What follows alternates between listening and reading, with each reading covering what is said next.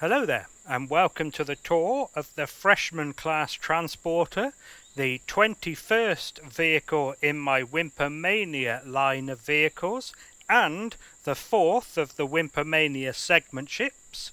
My name is Wimp, and I am the Chief Designer, Chief Builder, Chief Architect, and of course Chief Dumbass behind the Freshman Class Update project. That's right, this is another updated vehicle, so before I show you around this updated one, I'm first going to show you the original ship. And this over here is not it.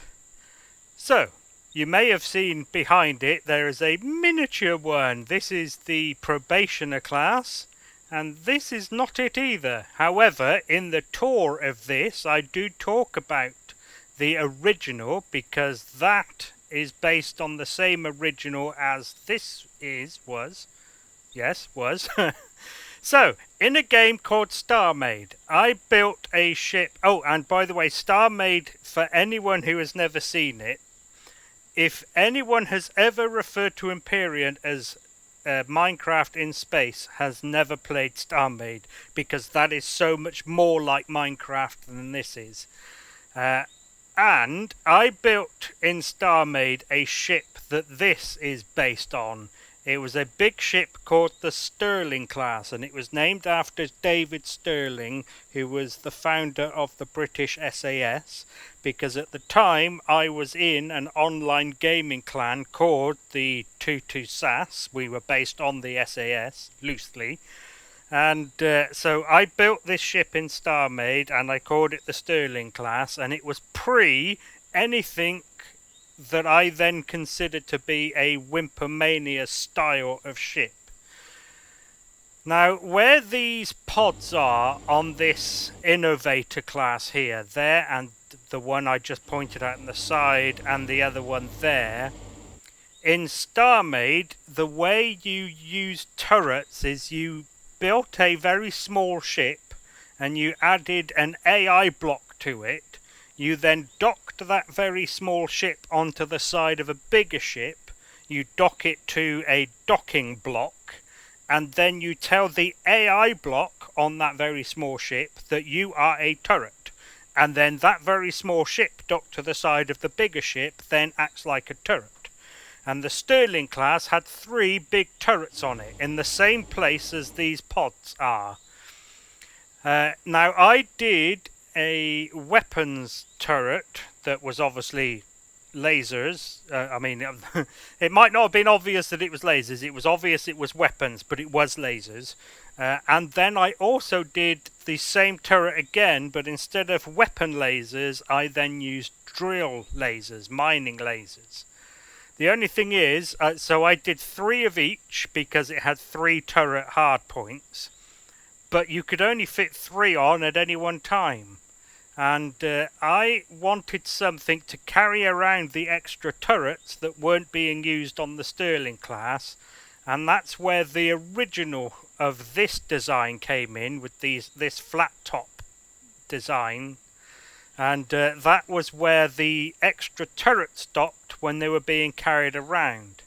Now, I figured out, was it in the tour of this? I think it was, that actually the original of the Stirling turret carrier ships was the very first ship that could be called a Wimpomania, because it had the basic nacelles and the wraparound cockpit. I didn't think about it at the time, and I then started making I made then the starter class and the beginner class, and I considered those to be the first of the Wimpomania ships, even though I based their designs on the original of this. So when I then came to Empyrion, I then built some CVs based on that original turret carrier, which didn't have a name, by the way. It was just called the Stirling's turret carrier. So that's where this one then came in, and I called it the Freshman class. And so there you go. That's the original, the story of the original one. It was actually in StarMade. Now this one, oh, so I'm referring to these as segment ships because they're made of segments and they're built sort of modularly. Now this one here is the original fledgling, which although looks like 2 modules is actually only 1, and segment. And the segment is this bit that's wider here than it is there. And the reason this is only 1 segment is because there is no other wider bit here that is another segment. And then this was the Greenhorn civilian gunship, which is 4 segments. And the Freshman, although looks like 3 segments because of these big pads on the top, is actually only 2.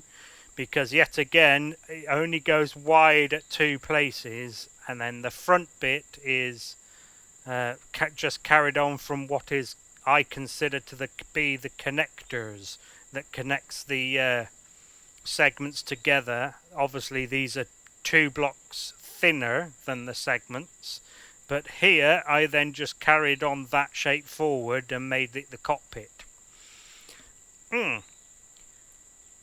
Anything else I need to say? No. Although I did forget to mention just now, if you've seen other tours of mine before, you will know that I refer to parts of my videos as segments.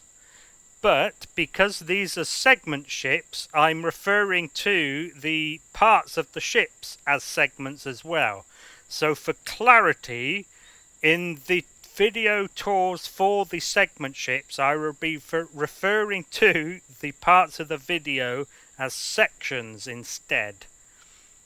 Oh, one other thing as well is that the segments and the connectors have all gotten bigger on these updated versions. So these were built pre 1.0, so before the game was fully released, while it was still in early access, and there was no such thing as CPU, no weights and volumes and that kind of stuff. There was other things as well, but those were the main things. So you didn't need as much space inside them for the stuff that we now do. For example, this was a mining ship, and it was the smallest one of the segment ships. And that's because the only thing you needed to store the stuff the drills were harvesting were these harvest boxes. And as you can see, they're the same size as cargo boxes, our current ones. And actually, as you can see, ammo used to be the same as well. So the updated ships needed to get bigger in order to facilitate all of that. So these, hang on, let's get you one where the segment is more obvious. So the segments have become 2 blocks longer and 2 blocks wider. Do you know, I think they might even be bigger than that. They're definitely 2 blocks wider, but I think they might actually be 4 blocks longer. Yeah. So there we go. That's everything I need to show you about the original vehicles. So the next section then is going to be its role and its task equipment. Right then, its role is a utility transporter, which means it's designed to move around HVs and SVs, and in order to facilitate that task, obviously you can tell it has a big flat top, a bunch of big flat top pads on the top where the flat top is, and that's for HVs and SVs. I mean, technically everything is, but whatever. There's also some side ramps here and at the back for driving up to the flat top pads. And we have 2 garage bays. Garage bay segments, I should say, for storage of more. Now, I have kind of intended these to be HV bays, but I mean, there's nothing stopping you parking SVs in them as well, but you know, whatever. And as usual, you could argue that the thrusters are part of its task equipment as well, because without the thrusters it wouldn't be able to move anything anywhere, so it wouldn't be a transport, would it? It would be a stationary. Okay, that's the end of that section, nice and short-ish.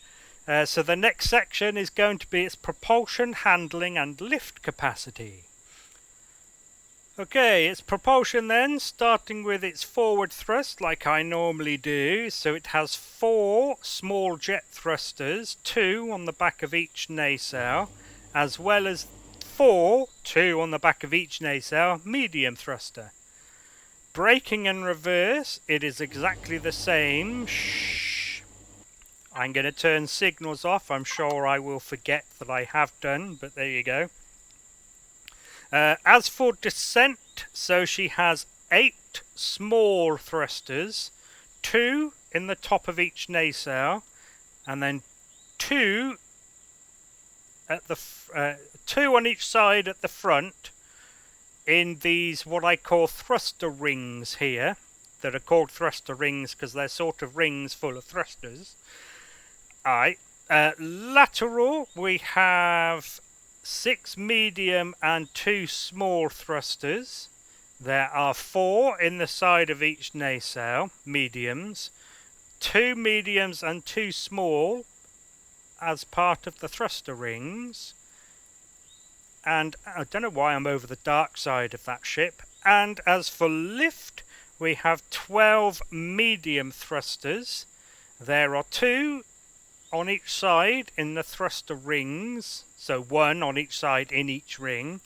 There's also 1 on the bottom of the fore and the midships arms, but not 1. I didn't bother putting 1 in the rear arms because they're already so close to the nacelles that has thrusters.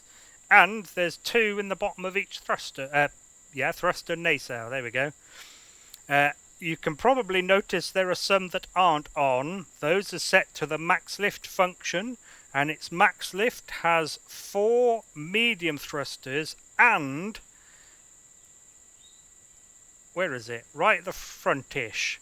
This small thruster jet that is on only one side of the ship. And that's there because in this bit of this segment is a large cargo container, and that's there to help keep it up on this one side of the ship.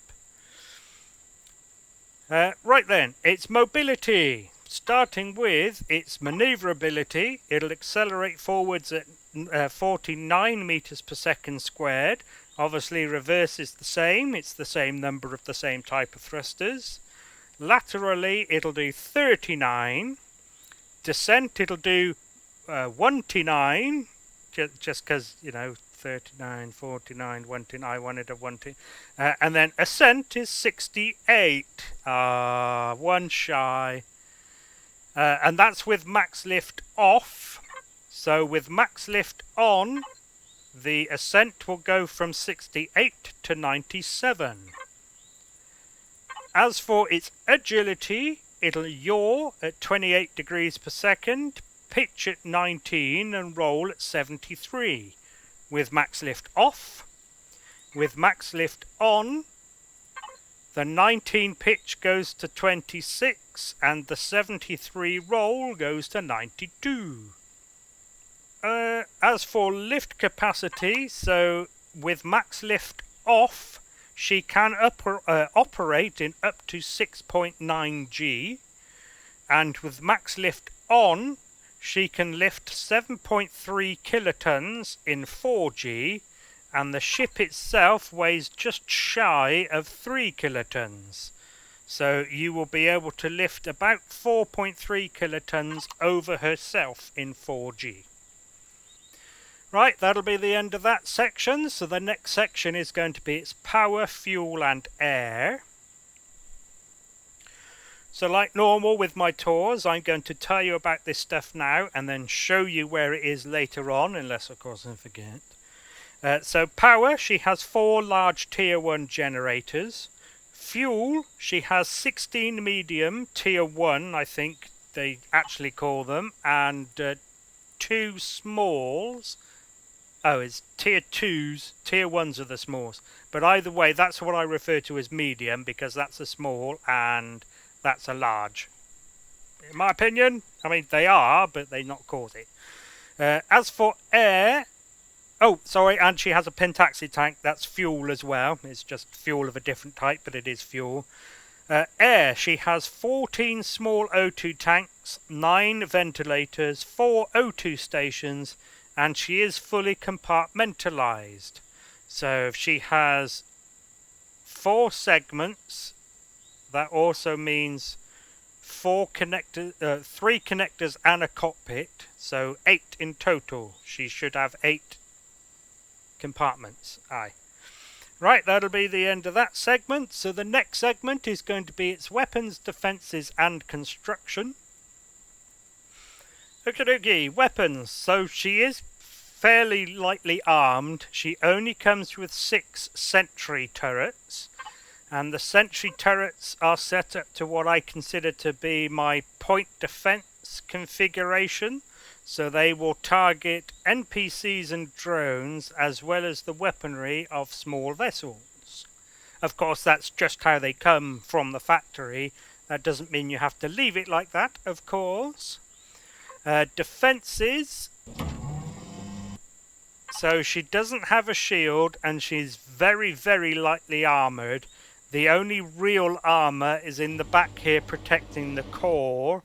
Yes, I had to turn the signals back on to get the weapons out.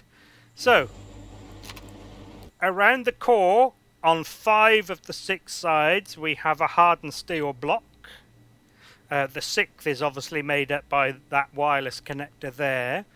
And then the rest, other than that sensor there, the rest of this tail slope is made up of just steel, with exception to the structural frame. So the ship, as usual with my builds, has a structural frame. This one happens to be hardened steel. So it's basically that layer of blocks all the way around, including the other side. With exception, obviously, to just here, because obviously I needed to make room for the doors.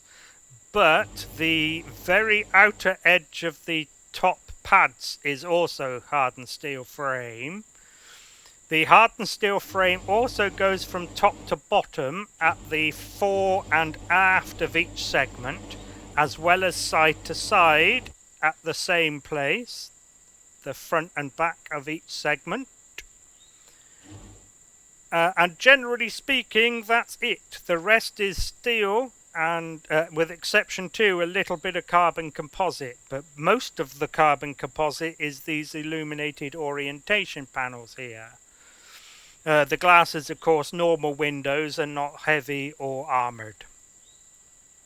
It's a boulder. So normally I would have an unpainted one to show you how it's what blocks it's made from, but oh, hang on. The trim on the sides of these flatbeds is carbon composite as well, just this bit here. Yeah, normally I'd have an unpainted one so you could see the blocks, but because of the way this is made, oh, I should have said at the start, these segment ships have a full modular construction. And at the end of the video, in the other section, the other info section, I will go up to the construction area and show you the kit I use for building these, in case you're interested.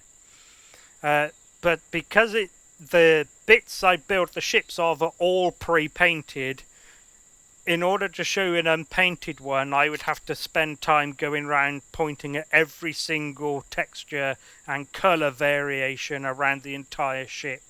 And I'm just not willing to do that, I'm afraid. Sorry. Righto, that'll be the end of that section. So the next section is going to be its resource gathering, production and storage. Right, resource gathering, it has none. Production, it does have some. It has 1 small and 1 large constructor and a food processor. As for storage, she comes with 5 8KSU ammo containers, 1 280K, 1 104K, and 2 96K cargo containers. She also has an 8K water tank, air quotes, which is there, and that is of course just another cargo container that I've called water tank. Also, there is only one small cargo box on board.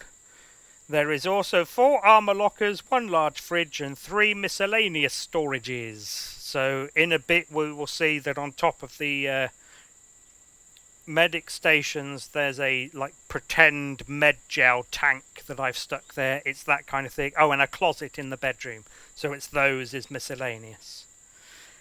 Right, that'll be the end of that section. So the next section is going to be its interior layout and any remaining devices. As usual, we shall start with any remaining devices on the outside, since that's where we already are. Landing gear, she has some. Headlights, she has some. You may have also noticed she also has some ground floodlights and as part of the garage bay segments that are on motion sensors. So, speaking of lights, she does come fully flight regulation lighting compliant, as do all of my ships, pretty much. So the first type of light we're going to talk about is the running lights you can see already going. So they are basically one on all 8 corners. That's, of course, all 4 corners on the top and then all 4 corners again on the bottom. It might not be exactly right in the corner, but it's close enough. And they let any observer know that the ship is powered.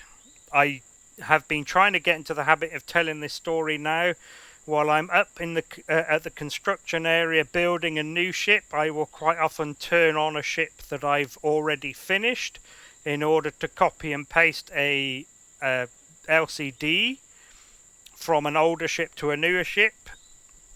And then quite often I will forget that the ship is on, that I've just copied it from. And those running lights will quite often catch my attention. I'll catch him at the corner of my eye and then I'll remember to turn the ship off. As I always say, it's not necessarily that important in terms of fuel in creative, but it will still save some CPU, as in real life CPU. So that's those. Then we come to the orientation lights, and we have 2 flavors of those. The first is these illuminated orientation panels you can see dotted around. They act as the ship's formation lights for flying in formation with other craft, or more accurately for other craft to fly in formation with you. They are, of course, red on the port side. They are white on the stern. And of course green on the starboard. However, they are also yellow on the ventral side.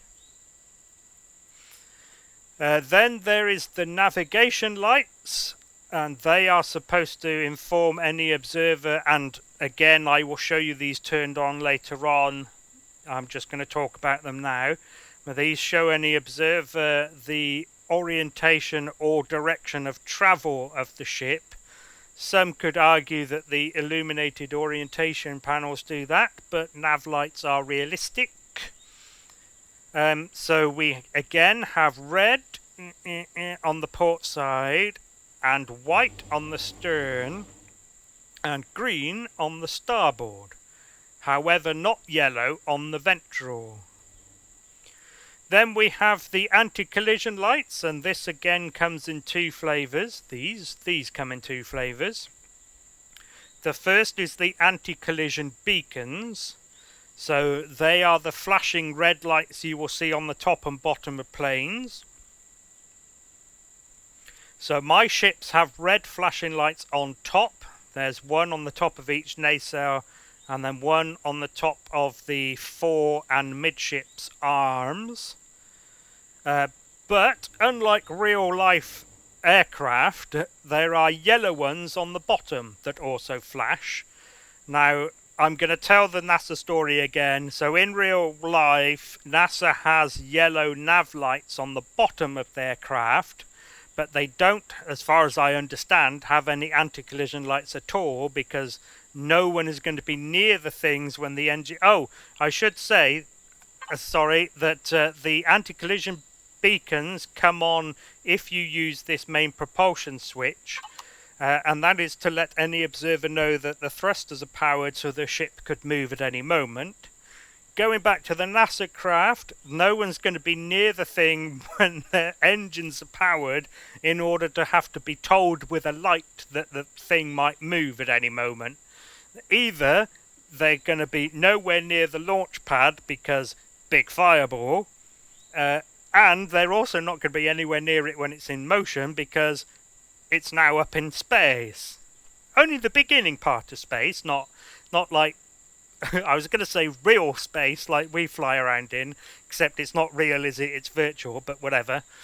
So there we go, that's why there's yellow ones on the bottom. No, I haven't finished explaining that. So the game is set 350 years in the future. I figured that those yellow nav lights will have morphed into yellow anti-collision lights on the bottom, because these spaceships, as far as I am concerned, especially the ones I build, obviously, would need anti-collision beacons top and bottom, and I didn't see the need to put yellow nav lights on the bottom and red anti-collision beacons. So I figured just one set of lights, make them yellow like nav lights, but make them flash like anti-collision beacons. Right. And the second flavour of anti-collision light is the flight strobe, and these are the bright white flashing lights you see on the wingtips of planes. There's one there and one on the equipment ring at the front here. I'll explain that again in a... Oh no! I missed that out in the construction bit. Actually, I'm about to go into the interior layout, so actually it still sort of counts. But anyway, so flight strobes, bright white. They're supposed to allow for visual acquisition at a distance. Like I always say, that doesn't translate very well into the game, because quite often the ships render before the lights do, but I do it for realism. And then on the outside we have all the name displays and registry displays. So here we have the main registry, and the LCD projectors are always in an obvious-ish place. They're always close by for obvious reasons. They need to be. So, actually, let's go back to the registry. So this is the 21st vehicle in the Wimpomania line. That's what this means. The number symbols at the end here would be the number of which yours is. As usual with my updated builds, that's not going to be very easy to figure out, because there will be lots of people, well, 100 maybe, of people subscribed to it already on the workshop. So it's kind of a case of guess, or put whatever number you like there. Or, of course, just leave it as the number symbols if you want. But the idea is that that's supposed to keep track of how many there are in use, in existence. Then we have down here the full registry and the class display. So, in case you care, WMF stands for Wimpom Manufacturing, and then UT is simply Utility Transporter. And then, as you can see, the full registry includes the main registry. And then its class and type is there as well.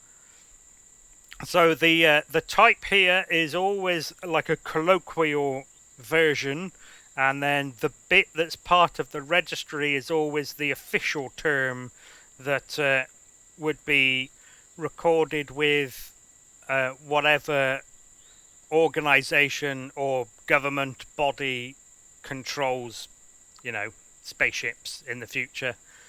So think Civil Aviation Authority, except in space. Aye, so that's that. Right, the bit I forgot to do in the construction that I can sort of do now, because it's sort of part of the interior layout, sort of. So, the ship is 4 segments, and I will go through those segments now. Of course, right at the back we have the engineering segment, because they all have the engineering segment. That's the bit I start each ship with. And as you can see, the engineering segment comes with a built-in ramp and slope up to the flat top pads, and a flat top pad with a repair device in it. I of course call it a repair device instead of a bay, because as far as I'm concerned, a bay is a big room and a device is a single block, but you know, whatever. And as you can see, the lights are on a motion sensor, that one there. So nacelles, we have what I consider to be single segment nacelles, what I call single segment. They are exactly one segment in length. There are other sizes as well, but that's the ones on this ship. Then we have a connector, and it's called a connector because it's connecting two segments together. And you might be able to tell from and you might be able to tell from the ramps that this is a foyer lock segment. Well, you'll be able to tell it's an airlock segment, maybe not foyer lock. Depending on how many videos and ships of mine you've seen, it might be the first time you've heard of the term foyer lock. I refer to an airlock as a foyer lock if it also connects different parts of the ship together. So if you need to go through it to get, for example, from this segment into engineering, then it's a play on the words foyer and airlock. Foyer lock. Then we have, as I said earlier, a garage bay segment. And then we have a cargo connector. Yes, we do. There's cargo containers in there. Then we have another garage bay segment, another foyer lock, so there's one at the front and one at the back for ease of use. Then we have what I consider to be a survival segment, so in there is a little bit of storage, a little bit of production, and a little bit of living. And then we have what I consider to be the equipment ring. That's this line of blocks here from obviously side to side, which contains some stuff. Then there's some, and I'll get back to that in a bit. Then there's two thruster rings, that one there and then that one there. And then we have a two-person cockpit on the front that has a retractable roof. Now, all the way along the top, some ships don't, but this one does. Each segment and each connector has the flat top pads in place for carrying around other stuff. And the arms. So the arms are where all the sentry turrets are. Yeah, that black block there. But only the fore and the midships arms are the ones, like I said earlier, that have any lift thrusters on it. Okay, so let's start making our way in. Now, there are two ways in from the flat top pads, one there and one there. They are, in fact, part of the foyer lock connectors. Obviously, there's also way-ins to the garage bays. I'm going to go in through the aft foyer lock on foot. So, ramp, light on that motion sensor there. The other side and the other foyer lock is the same. When we go in, we have some EVA equipment, so armor lockers, O2 stations, a bit of storage, and the medic station. There's the pretend medgel tank that the medic station uses when you respawn. The idea is that contains what you are made of when you respawn. Also in here, as you can see, is some O2 tanks and two ammo containers. So these are no extensions, so they're just 8k each. There is also a ventilator up there. The lights in here are on a motion sensor. And above the ventilator is a gravity generator, a small one. Yeah, there's the elevator up to the top. Here is engineering, as you can tell by the sign. So we have the repair console for the repair device on top. There's the field repair station with C3PO working away on it. As you can see, pentaxid tank and warp drive. Here are two of the tier 1 large generators. Same on the other side. You can also see where the fuel is and the CPU extenders. There's also some blocks you can remove to add more. In through these shutters is access into the nacelles. There's no air in here, so make sure your helmet is on or you're in a breathable atmosphere on a planet. That's just in case you want to add more thrusters or repair the ones that are there, or maybe put more fuel or cargo in it or something. There's obviously a matching one on the other side. That's in here.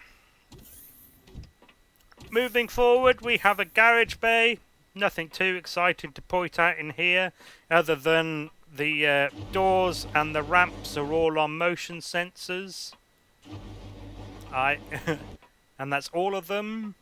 Oh, and the this spotlight is controlled by either one on each side, so these two will turn on that light, and then the two over there will turn on the other one.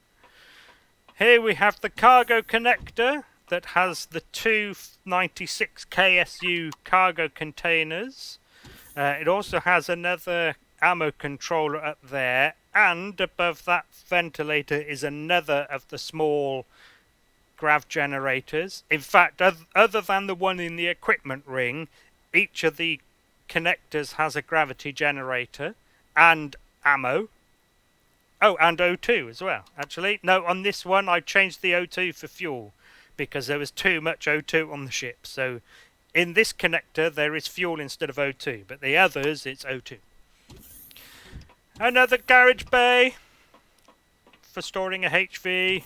Here's the 4-foyer lock. That was fun to say.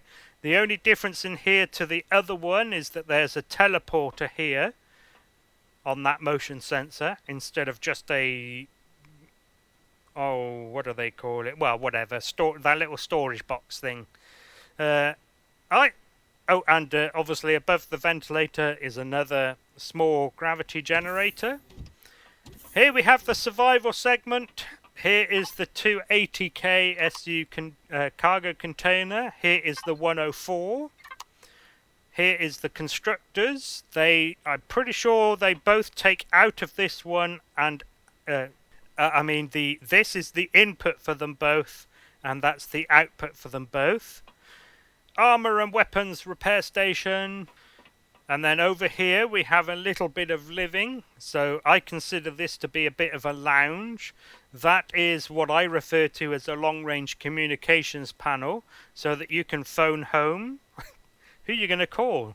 Yeah, both those two phrases are now ruined forever, aren't they? Light switches are on the ceiling for turning on and off the lights, and you know, as you would expect with light switches. So this is a little kitchenette and diner. You can see those there, right? Oh, and I never remembered to say, but the fridges on my builds, they always come turned off unless I forget, so that it doesn't waste power until you've got your sandwiches in them. Oh no, I have said it before. So here we have a bit of a bedroom bathroom sort of combo thing. So a double bunk, a wardrobe, shower, toilet. That's the pretend make-believe. Oh, that's something I didn't think about. Whatever. So that's supposed to be a water tank for obviously supplying these two things. Then we have the medium cockpit, but before we go in it, let's go into the equipment ring that I was talking about earlier. Oh, I went one too far forward. So this equipment ring has O2, a wireless connector, and the detector, and the fourth gravity generator. The thruster rings are here as well, but you know, there's nothing that we haven't seen from the outside that you can see from the inside, other than it has a light. And then we have the two-person cockpit. This is what I consider the medium cockpit and me construction kit up in orbit-ish. And as you can see, there are two pilot seats. Oh, I consider this to be my intercoms panel on my builds, so that people elsewhere in the ship, well, one of the two, if they're elsewhere in the ship, can communicate with whoever's still in the cockpit. And as you can see, both pilot and co-pilot have the same heads-up displays, and I'm going to use these now to move on to the next section, which is going to be its shortcuts and signals. Righto, as usual, please don't auto-group, because the device group shortcuts rely on my custom device groups to operate. Of course, if you're willing to deal with the mess that makes and, you know, redo these so that they then work with an auto-grouped setup, by all means. Right, starting with device groups. As usual, we have main propulsion at the top. And like I showed you earlier, that turns on what I called the default thrusters and the anti-collision beacons, flash and flash. Also, we have the max lift that turns on the additional lift thrusters, as I pointed out earlier. Then we have 3 that are empty, so generally speaking I will keep the shortcuts in the same places, even if that means there's some empty in between. So the next one down in use is production and repair, or it should be and repair, but unfortunately, although you can use an ampersand over here, you cannot use it over here. Yeah, no, nothing. So production and repair will of course turn on and off all of the constructors, well, both the constructors and the food processor. I know I've looked in the previous ones. No, that's not an off-onable. But the repair device is, yeah. The field repair station is, but the console is not. Yeah, I got it all right. Cool. So the ones that can be turned on and off will be turned on and off with the production repair signal. No, shortcut, yes. Next one down is artificial gravity. Of course, that will turn on and off all 4 of the gravity generators that I showed you earlier. The 3 in the connectors and the 1 in the equipment ring. So that when you are in a gravity well, either a natural one like a planet or an artificial one like a space station, you can at least save a bit of power. And the last one in this column, and I will cover this in case this is the first tour of mine you've seen, but I will try to do it quickly in case it isn't and you don't want to have to sit through a lengthy explanation again. So if you have a look at power left and you turn oxygen off, that doesn't change, because although the ventilators are no longer blowing air into the interior, the ventilator blocks themselves are still powered. So I've given you a switch to turn air vents off, so that, as you can see, you can save some power by turning them off if you are in a breathable atmosphere. So moving on to the signals column, we have power save at the top as usual.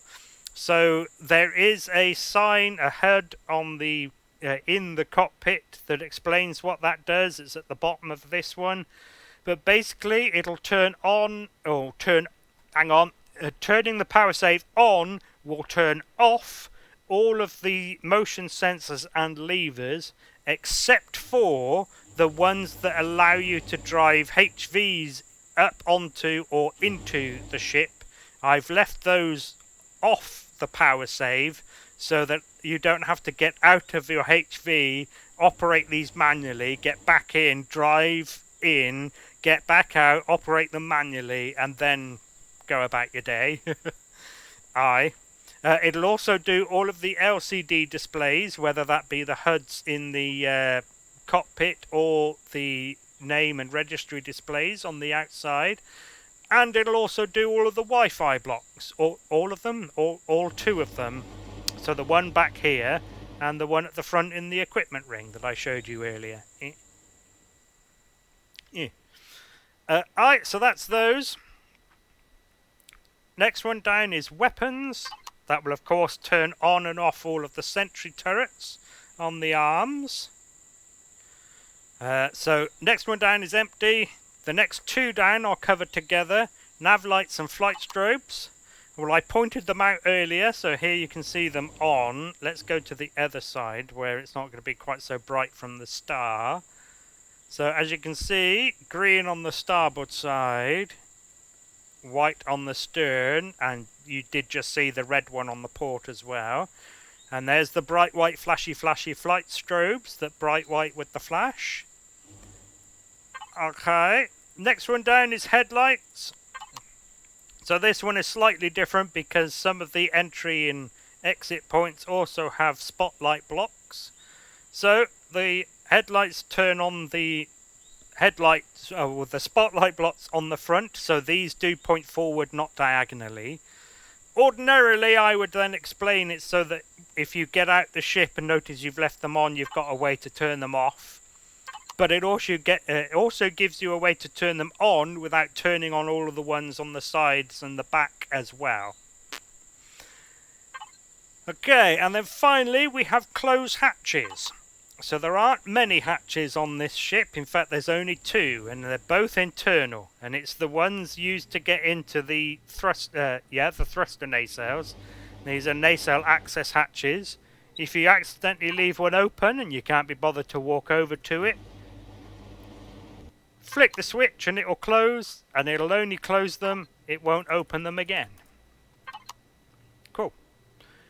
Righto, that'll be the end of that section. So the next section is going to be its CPU and upgrading.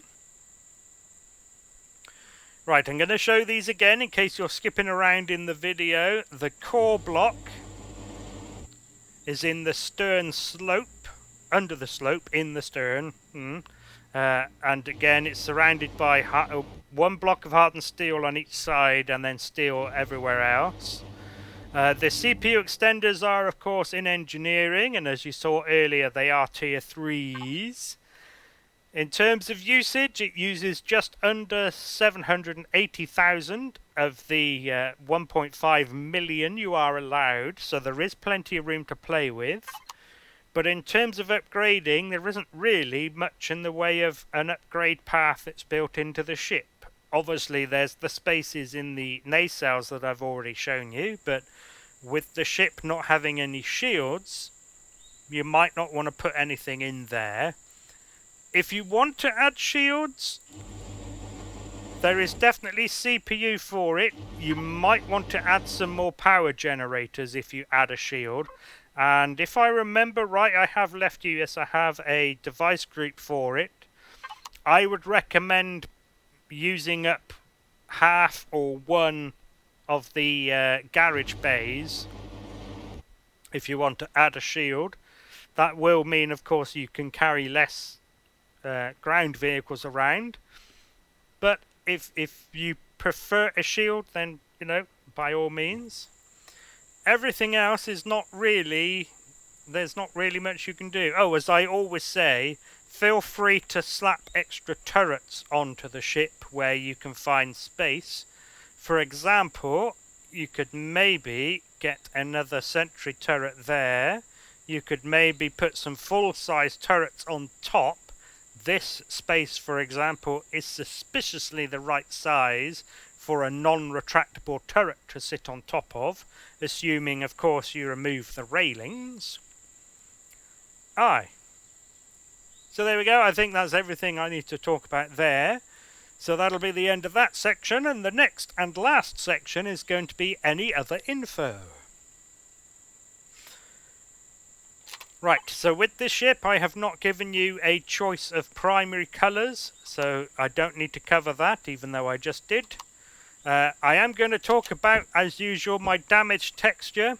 So I basically paint every surface of every block that isn't visible in this this style. So in case you care, that's that texture in that colour. And that to me looks like smouldering metal, and it certainly looks more like damage in my opinion than that, because those textures and colours are used elsewhere in the build, so it's harder to see, in my opinion, that that is damage.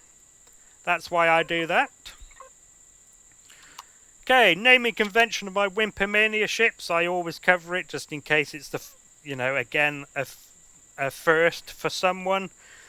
So because I consider myself to be a noob at building, so that's noob, N-O-O-B, I call all of the ships within the Wimpomania line either words that mean someone who is new at something, so synonyms of newbie, N-E-W-B-I-E, or words that mean someone who is the first at something, which is why you end up with discoverer and starter and beginner and initiate and the freshman here and the forerunner and that kind of stuff. Right. One last thing before we go up to the construction area, actually two. So the first is how to deal with my blinking lights if you don't like them. As usual, nav lights and flight strobes are easy, you just don't turn them on. So the anti-collision beacons, if you are using this thruster switch, you don't need to worry.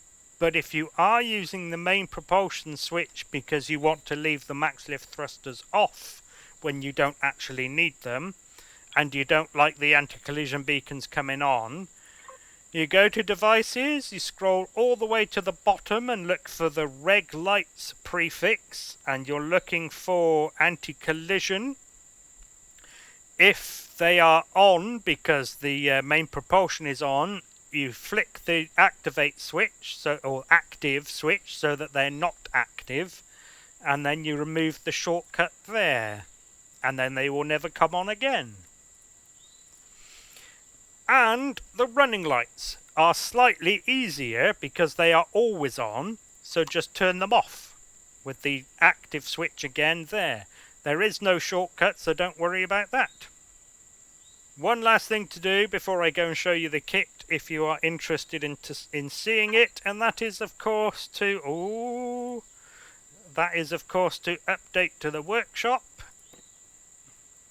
Hang on. I always do that.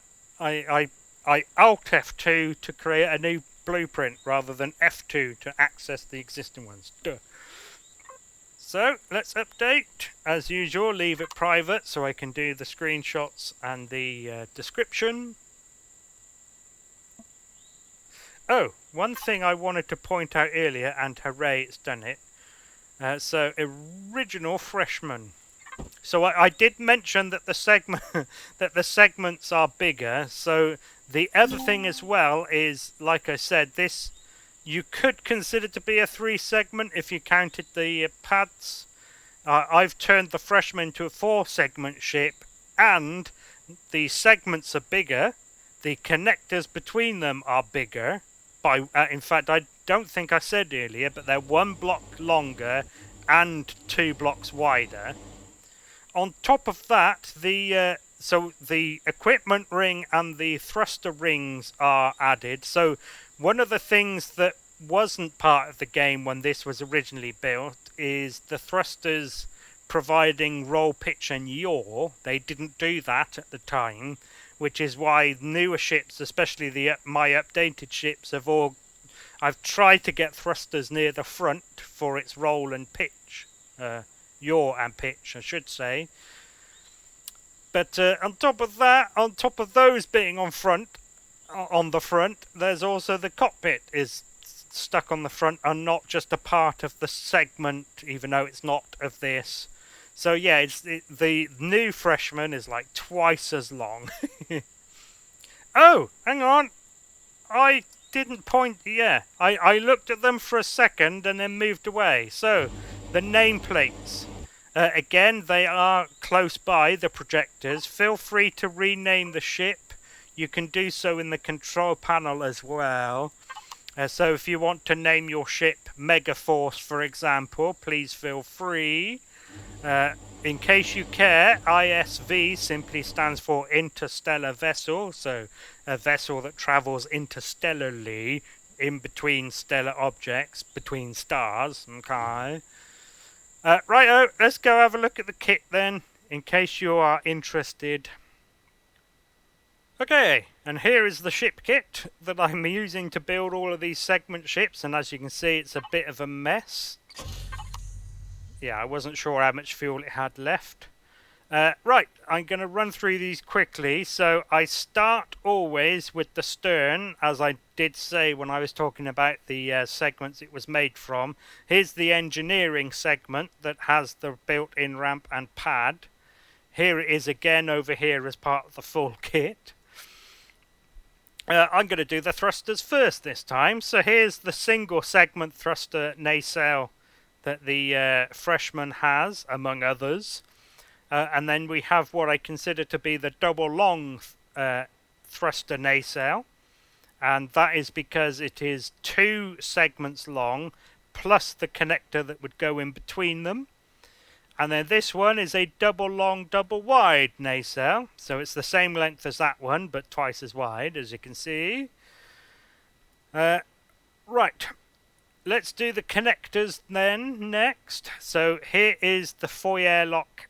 This is technically foyer lock A connector. That's the one with the doors on the sides and the ramps that come down.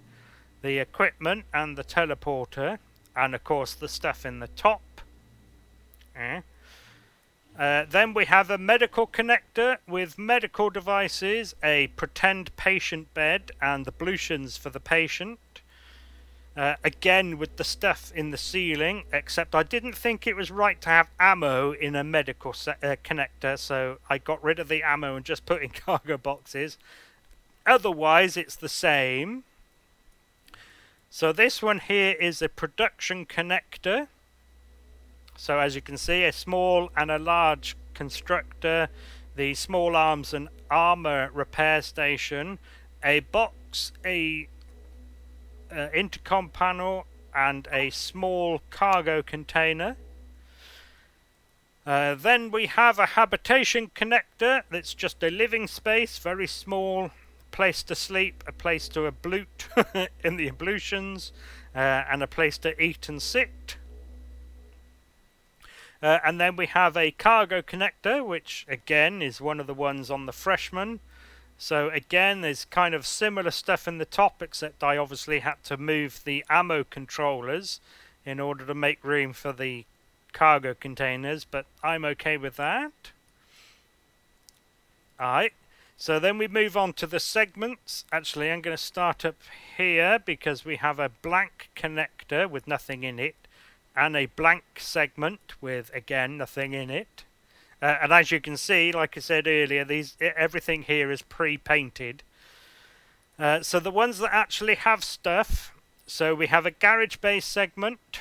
Again, there's 2 of these on the freshman. A cargo segment that is just 320k cargo containers, 4 of them. Or at least there are when you add the top on. Oh, that's a connector. So then we have a survival segment. This is the one at the front of the freshman, with the little production area, that storage box, the small living area, and a bedroom, bathroom thing.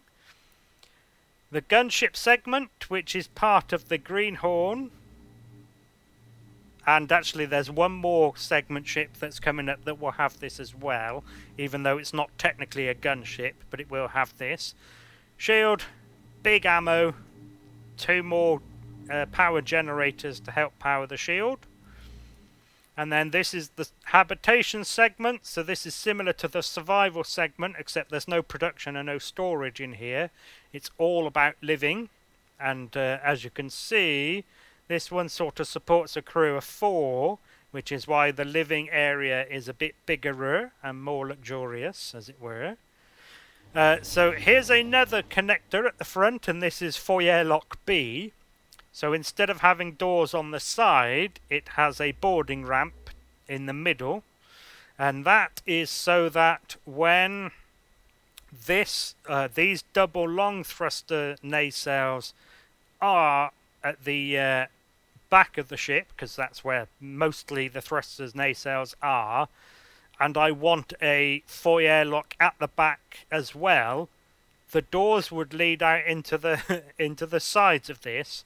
So that's why I needed a separate one with a bottom boarding ramp.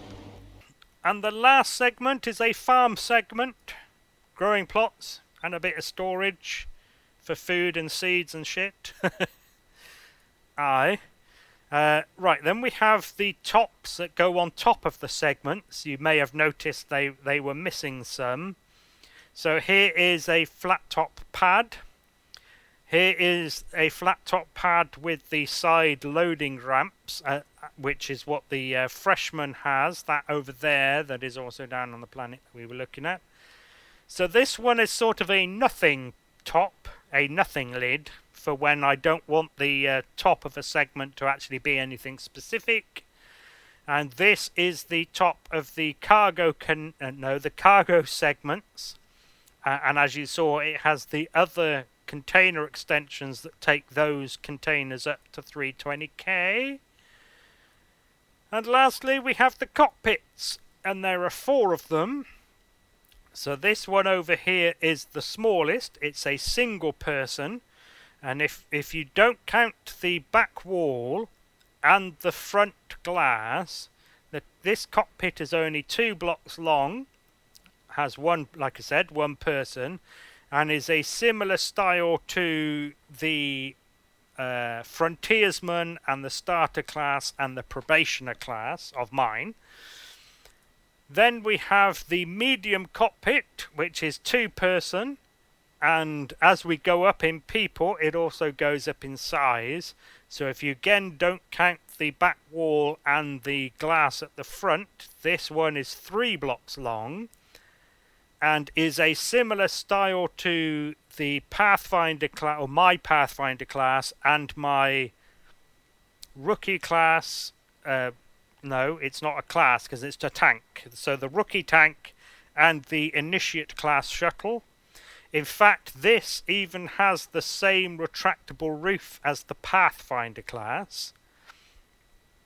Then we have a 4-person cockpit, and again, not counting the back wall and the front glass, this cockpit is now 4 blocks long.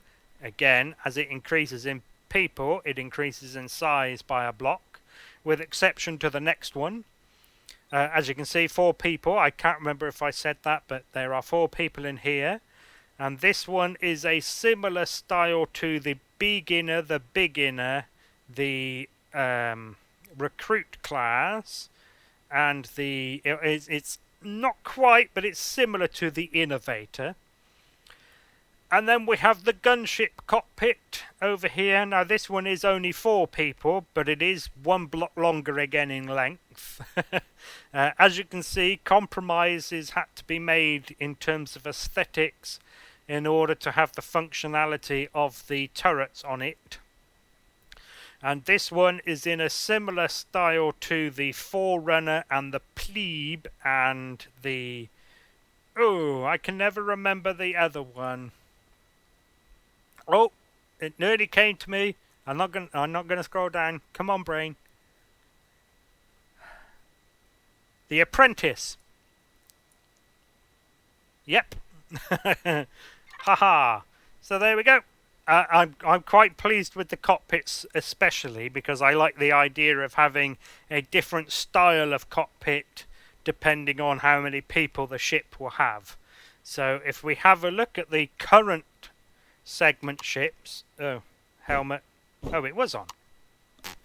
Why didn't the light come on then? So here is the 2-segment ship that is the Discoverer class, and it has the small 1 person on it. This is the Greenhorn gunship that has the 4-person gunship cockpit on it.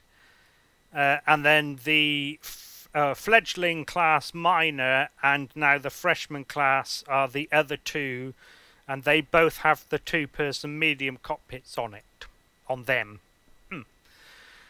Now, as I've said in the tours of those other 3, I'm not actually planning to release this modular ship kit because I don't want to force people to have to put all of the devices into my custom device groups. But if you either don't mind doing that, or you don't mind clicking the auto group button and then dealing with whatever mess it makes of the device groups and signals, then let me know if you want this ship kit and I will release it. The other alternative that I came up with in the last ship, the fledgling, was if you can't be bothered to build the ship yourself, tell me the segments, connectors, and the class name, and I'll build it for you, maybe. So far, nobody's asked, but there you go. Oh, I forgot to point out that the gunship segment also has some cannon turrets on the side that just sort of stick out, and some extra armour. Rightio then, so that'll be the end of the tour for the freshman class transporter. Thank you very much for taking an interest in it, and hopefully I will see you in another video for a different build. So thank you again, and goodbye.